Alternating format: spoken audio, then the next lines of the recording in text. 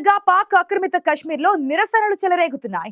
నిరసనలను అణచివేసేందుకు పాక్ ప్రభుత్వం మిలిటరీ ప్రయత్నాలు చేసి విఫలమైంది. దీంతో జమ్మూ కాశ్మీర్ జాయింట్ అవామీ యాక్షన్ కమిటీతో 25 అంశాలపై ఒప్పందం చేసుకుంది. సెప్టెంబర్ 29 నుంచి జరిగిన హింసాత్మక ఘర్షణల్లో 10 మంది మరణించారు, అనేక మంది గాయపడ్డారు.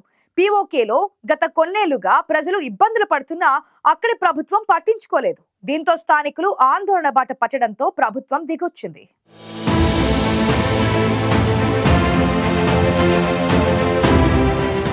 గత నెలాఖరు నుంచి పీఓకేలో తమ సమస్యలు పరిష్కరించాలంటూ ప్రజలు నిరసనలు ప్రారంభించారు. Jammu Kashmir joint Awami action committee నాయకత్వంలో ఈ ఉద్యమం ప్రారంభమైంది. ఇది కాశ్మీర్ సివిల్ సొసైటీ, పొలిటికల్ గ్రూపులతో కలిసి యాక్షన్ కమిటీగా ఏర్పాటైంది.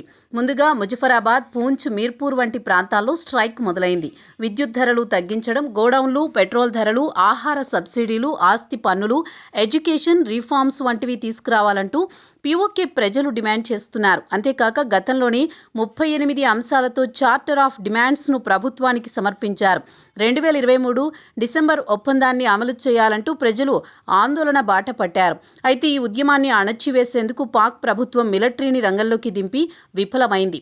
దీంతో అక్కడ హింసాత్మక ఘటనలు చోటు చేసుకున్నాయి. ఈ ఘర్షణల్లో 10 మంది ప్రాణాలు కోల్పోయారు. వారిలో 3 పోలీసులు ఉన్నారు. పీఓకేలో ఆందోళనలు భారీ స్థాయిలో కొనసాగడంతో పబ్లిక్ ట్రాన్స్పోర్ట్ను నిలిపివేసి రోడ్లను దిగ్బంధించారు. అంతేకాక ఇంటర్నెట్ సదుపాయాన్ని నిలిపివేశారు. రాజా పర్వైజ్ అష్రఫ్ నేతృత్వంలో పాక్ ప్రధాని షెహబాజ్ షరీఫ్ ముజఫరాబాద్కు హైలెవెల్ డెలిగేషన్ పంపారు. 2 రోజుల చర్చల తర్వాత ఇరు వర్గాల మధ్య ఒప్పందం జరిగింది.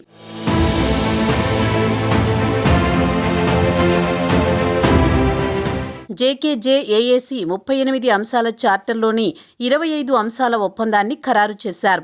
ఈ ఒప్పందాన్ని తారిక్ ఫజల్ చౌదరి ఎక్స్లో షేర్ చేశారు. ముజఫరాబాద్, పూంచ్లలో అదనపు ఇంటర్మీడియట్, సెకండరీ ఎడ్యుకేషన్ బోర్డులు ఏర్పాటు చేయడంతో పాటు ఉచిత వైద్యం కోసం 15 రోజుల్లో హెల్త్ కార్డు అమలుకు నిధులు మంజూరు చేసేందుకు పాక్ ప్రభుత్వం అంగీకరించింది. ఇక విద్యుత్ వ్యవస్థ మెరుగుపరచడానికి నిధులు కేటాయించడంతో పాటు పీఓకే అసెంబ్లీ సభ్యుల అంశంపై రాజ్యాంగ, న్యాయ నిపుణులతో ఉన్నత స్థాయి కమిటీని ఏర్పాటు చేయనున్నారు. ఆస్తి బదిలీలపై పన్ను 3 నెలల్లో పంజాబ్, పఖ్తుంఖ్వాతో సమానంగా తీసుకురావడంతో పాటు టెర్రరిజం రిలేటెడ్ కేసులు రిజిస్టర్ చేయడంతో పాటు బాధితులకు కాంపెన్సేషన్ ఇవ్వనున్నారు.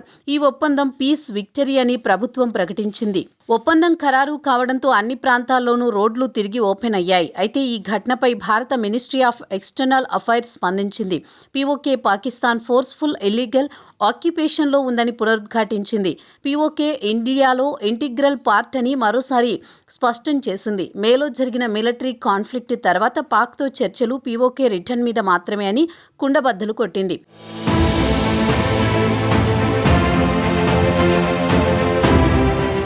ఇదిలా ఉండగా పాక్ రక్షణ మంత్రి అసీం ఖవాజా భారత్పై మరోసారి నోరు పారేసుకున్నారు. భవిష్యత్తులో సైనిక ఘర్షణ జరిగితే తమ యుద్ధ విమానాల శిథిలాల కింద భారత్ సమాధి అవుతుందని కీలక వ్యాఖ్యలు చేశారు. దీంతో ఆయన వ్యాఖ్యలు సోషల్ మీడియాలో వైరల్గా మారాయి. భారత్కు వ్యతిరేకంగా ఉగ్రవాదులను ఎగదోస్తే ప్రపంచ పటం నుంచి పాకిస్తాన్ను పూర్తిగా తుడిచిపెట్టేస్తామని భారత ఆర్మీ చీఫ్ ఉపేంద్ర ద్వివేది 2 రోజుల క్రితం హెచ్చరించారు. ఉగ్రవాదులను పెంచి పోషించడం పాకిస్తాన్ ఇకనైనా మానుకోవాలని, భారత్ను రెచ్చగొట్టవద్దని ఆయన తేల్చి చెప్పారు. ఆపరేషన్ సింధూర్ 1.0లో చూపించిన సహనాన్ని ఆపరేషన్ సింధూర్ 2.0లో చూపించబోమని స్పష్టం చేశారు. దీనిపై అసీం ఖవాజా సోషల్ మీడియాలో స్పందించారు.